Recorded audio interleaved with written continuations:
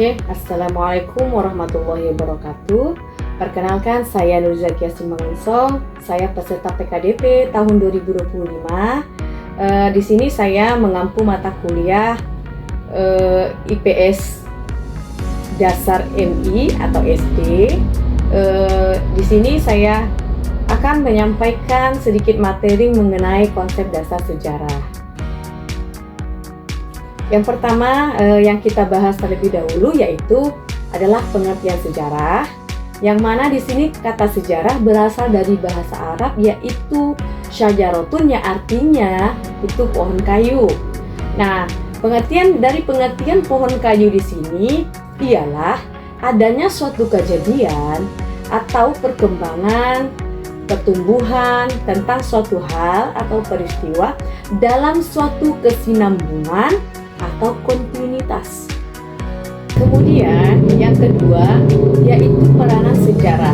Nah, sejarah ini memiliki 4 peranan. Yang pertama itu sejarah sebagai peristiwa, sejarah sebagai ilmu, sejarah sebagai cerita, dan sejarah sebagai seni.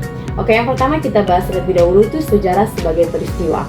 Nah, sejarah sebagai peristiwa ialah kejadian nyata yang telah terjadi pada masa lampau.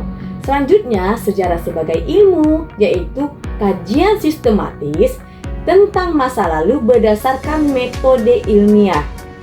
Nah, kemudian sejarah sebagai cerita yaitu narasi atau kisah yang disusun berdasarkan peristiwa-peristiwa masa lampau.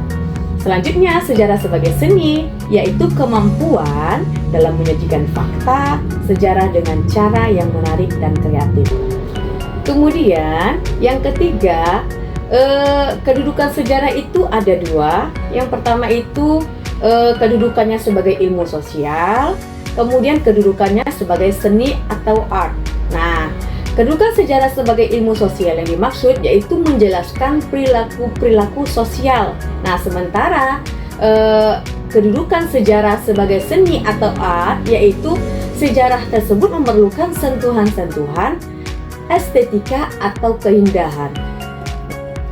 Selanjutnya yang keempat yaitu kegunaan sejarah. Nah, di sini saya menuliskan ada 3 kegunaan sejarah. Yang pertama itu fungsinya sebagai edukatif, fungsinya sebagai inspiratif, dan fungsinya sebagai instruktif.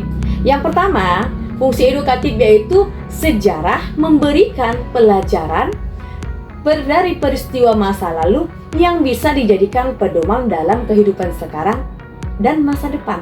Nah, sementara fungsi inspiratif yaitu sejarah dapat membangkitkan semangat, motivasi, dan rasa bangga terhadap perjuangan-perjuangan dan keberhasilan dari masa lampau. Nah, yang ketiga, fungsi instruktif. Nah, sejarah berfungsi sebagai petunjuk dalam mengambil sebuah keputusan atau kebijakan agar tidak salah langkah, seperti itu.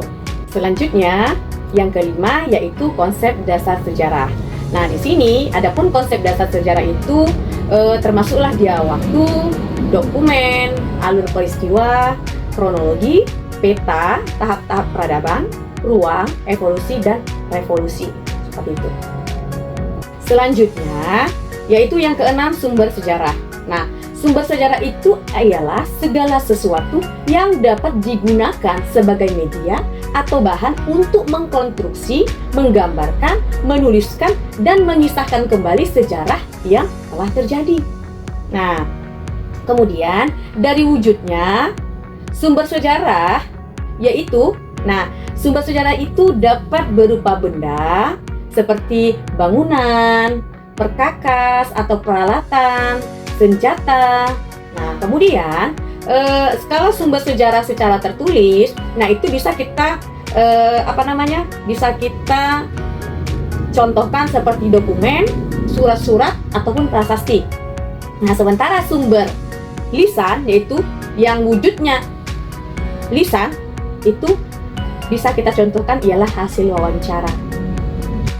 Nah, kalau dilihat dari sifatnya, sumber sejarah itu terdiri dari 2, yaitu ada sumber primer, ada sumber sekunder. Nah, kalau sumber primer itu Nah, itu kesaksian dari seseorang dengan mata kepala sendiri tanpa ada perantara dari orang lain. Nah, sementara sumber sekunder itu adalah kebalikan dari sumber primer.